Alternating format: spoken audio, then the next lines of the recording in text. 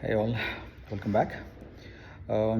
As the engine is getting rebuilt and annuals are underway, we are here with the flight instructor. We're gonna do the route planning across Rockies, as well as it'll be starting from Seattle to Arkansas, and we'll be considering few of the points that we need to take care while planning a long route, especially in the VFR conditions.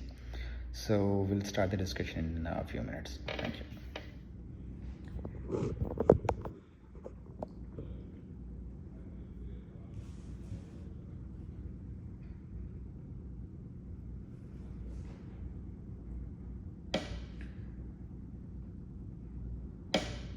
And again, Rockies are the problem, right? So we have it means that we probably will not be entering clouds. Correct. All VFR, I took a brief look in your plane. It doesn't look like even with IFR, that'd be another thing we have to get pitot-static system for, so I push back. And then I don't think there's much navigation there other than the VOR. You wouldn't really. I don't think I saw GPS or anything like that. So it'd be all VFR. Well, I have a GPS. There's a small GPS. Is there? Can be hooked up. Yes. Gotcha. But this would be definitely a VFR flight. Yeah. Especially with it being a new engine over mountainous terrain. Yeah. You don't want to deal with any clouds, any IMC. Right. As far as the route goes, it's tricky. You're right. Getting over the Rockies is the hardest part, and that's one of the big reasons why the limitation of 10,000 feet and below, if you don't have mode C or ADSB out and transponder, would be a big restriction for us, because we're probably going to want every foot we could get. 10,000 feet would probably be fine, depending on timing and where we're going to cross over. I haven't looked too much at different places to look cross. I know a lot of people cross up north here, which isn't a bad route through like Missoula. Coming through here, you can just briefly see the elevation is not too crazy with 8,000, 8,300. You can see as I look at this the other night. Roads are great, right? Because roads usually follow valleys. You know what I mean? Yes. So out of Missoula here, I think this is I-90. Or even streams. But again, for streams, I think we need to really be doing that navigation through the mountains. Yep. So Missoula here, this is one potential. I-90 kind of runs through this little valley here, and it goes up to. And keep in mind, these altitudes are for these whole sectors. So it doesn't mean we're going to be flying over an 8,000 foot bluff. It might mean that we're kind of in this valley where there might be an 8,000 foot bluff down here or so, right? And over here it might be 6,000. Right. With that, weather is a big concern, right? And timing of the day is going to be important when you're flying over this. Right. As far as you talk about things like mountain wave turbulence, high density altitude, depending on the time of year, depending on the temperature and all that, is a big part. I think we're still not in that place where we have a density altitude really crazy low. Not so much, and that's going to be better about going to the north, right? Right. From the north, even if it's a little bit, I don't know what the terrain difference is, but now if you go down and try to cross, you go down to Southern California and try to cross through, Southern California, Nevada, or Arizona area through here, density altitude is going to be a big problem. Yes. So that's part of the reason, especially this time of year. I might be better up north. Not to say you can't get strong winds, which once again, mountain wave turbulence is a big thing over the Rockies, especially. But that can be somewhat. It can be considered, right? As far as, like I said, time of day, what the winds are like on a given day. So it might be the kind of thing where it's 6 a.m. if it's good and calm, that might be the best time to go, rather than going right in the middle of the day. Right. That was my question. So if you're trying to understand low moving currents and high density altitude, I think it would be early morning. That would be better. because when the after the sunrise, I think there would be definitely some currents going up. Right? Yeah, you got it. First part of the trip's no problem. Washington, Oregon's not too tricky. If anything, you follow this gorge here for the most part. You get the Blue Mountains down here, but something along this, or depending on if we were going north, it might be better to go up near Spokane and do something, real rough. That's exactly what I planned. So that's good, because that plane it's almost like ground level. It's almost like a plane. But the tricky part over here is if you can scroll left. This one? Missoula? And not Missoula. To the can you scroll left? Right. So after this one, right? So this to cross the Rockies, I think that we'll have to go through streams. It's not a straight because the altitude here is around 8. I mean, even here's not too terrible. This little kind of valley here. Yeah, exactly. And the nice thing about this too is you got a few different airports along the way. It's really lots of peaks here. You're really in a valley. But I mean, 6,600 on each side isn't bad. Like I said, if we get that transponder figured out, we can go up to 11.5 and have a good buffer there. And then it starts getting real high. I think we need to probably take the curvature right across the stream. Yep. I think we need to follow the stream there. Yeah, this is almost the same what I thought probably, because I was overlapping this one with the terrain of this place, and yeah, that is probably one path. Yeah, this is just a very rough line, but probably something similar to that. Missoula cutting over here this is a tricky little spot for sure. Here's Butte, which sits very high. 5,000 feet, just big bluffs on the side. This would be a little tricky area here between Missoula and what's this, Great Falls, I think. That we could look more into and play around with different things. But I think once you start getting out of that, in here you have some more kind of valleys through Bozeman here. These are real high though, real high. So once again, the more altitude, the better. The time of day is going to be important. I think for the most part, it's a big stretch, but I mean we're looking at probably about 150 miles here. Where we need to be very careful about what route we want to take, what airports are available, what the weather conditions are like that day. And through there, I think it's going to get a lot easier. Except the next concern after that is the time of year and tornadoes. And you're from Arkansas. Does Arkansas get much tornado action? Yes. This is the tornado season actually. Yeah, it's the right time of year, right? And if I remember, that tornado kind of alley sits kind of right through here. Right, exactly. Between Little Rock, Nashville, and lower part of Texas. Yep. That's where the hot air is gonna push the cold air.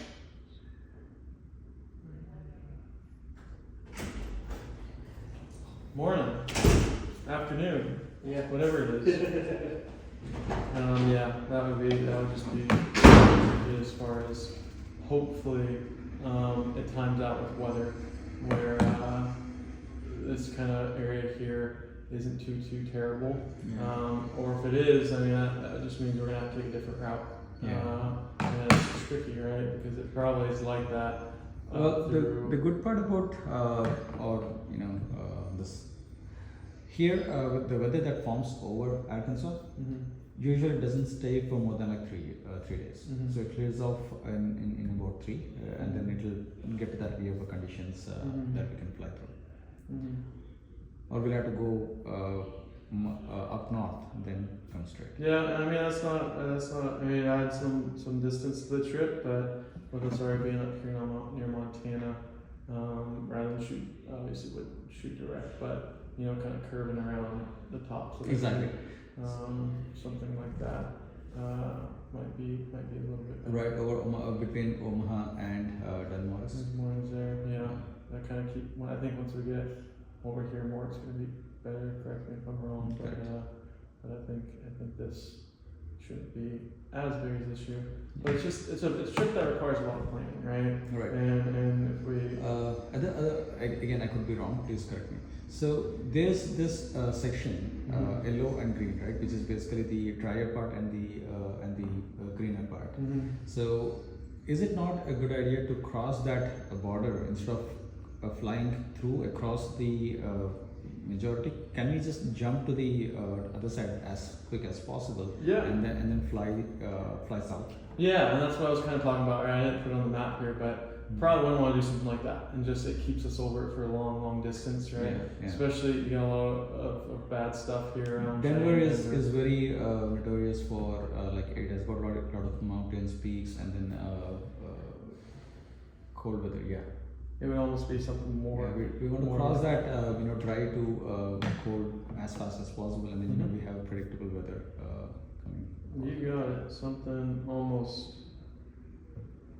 There's a very rough outline. Yeah. Something more like that. Or you're right. We're getting over it in as least distance as possible. At least time as possible, just because weather changes. Correct. Which it can quick, right? And then from there, through probably most of the concerns, most of the hazards, then you can kind of just cut your way down. Even if, and like I said, it could depend on the day and the times that we're doing it. Maybe there's not much going on, right? And we can do this trip. Maybe there's a lot of thunderstorms, a lot of tornadoes around here, and maybe we even cut it out, even 40, 50 miles more, and come over even, something more like that, right? Just as an example. Our route might change, right? Whenever it comes to cross-country flight planning, right? You're considering, when you're choosing a route, you're considering terrain, aircraft performance, weather, right? Those are kind of the big three. NOTAMs, restricted area, restricted zones. You got it. And that's more fine details that are set in stone, right? As far as airspace doesn't really change.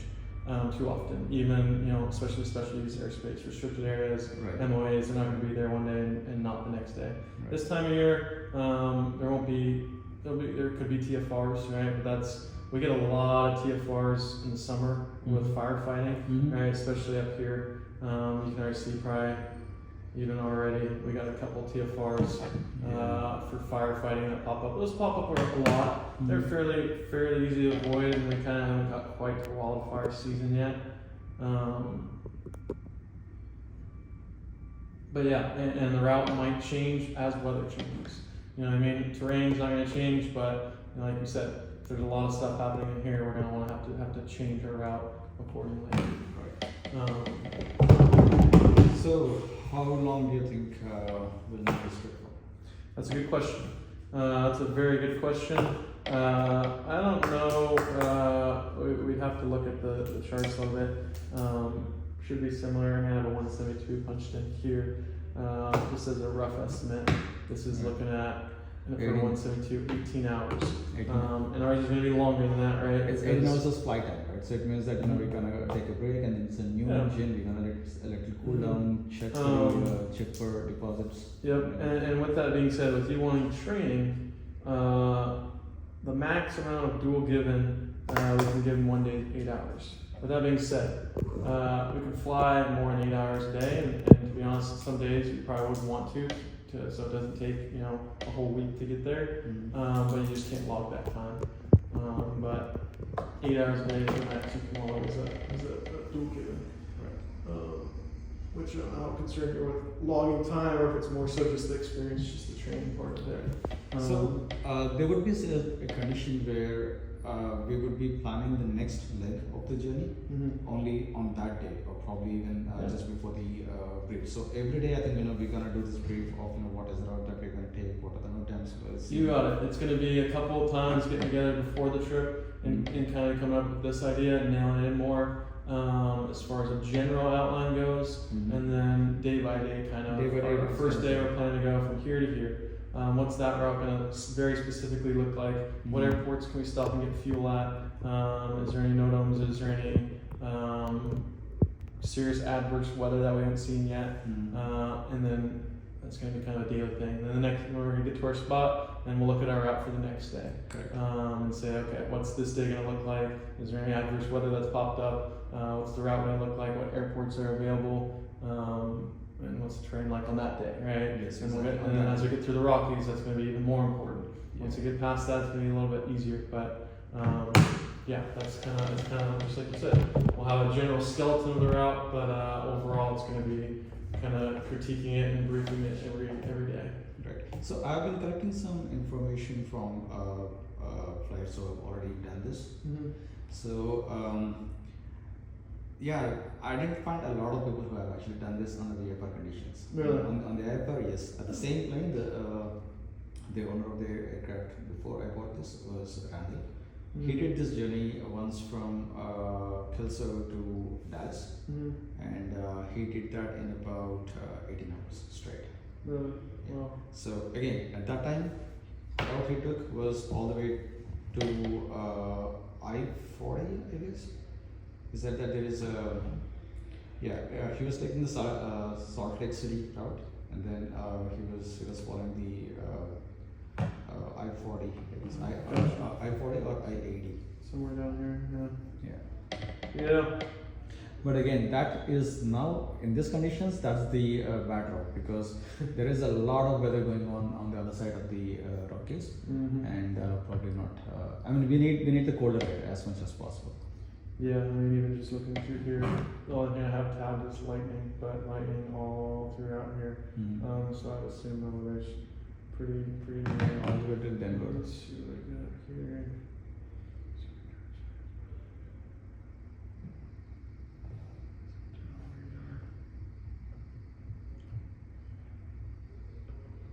Oh, St. Louis. Yeah, this is exactly what I saw this morning. Mm-hmm. Yep, Denver doesn't look so hot. Or that's not Denver, that's New Mexico. So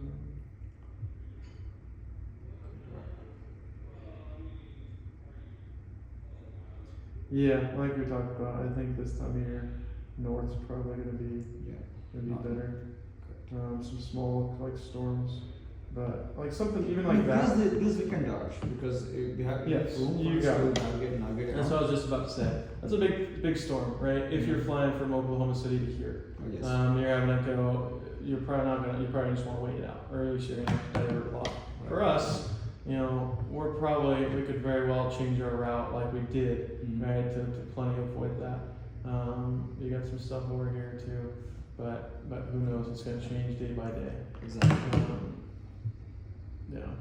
The larger weather systems, I think we can predict, but crossing Rockies, I think everyday weather, probably even we need to Mhm. monitor this every hour to Mhm. see and we probably will have to land multiple times, Yeah. just to make sure that weather settles, and then we know that within the next 1 hour the weather is good, Mhm. we can cross and Mhm. hop to the next one.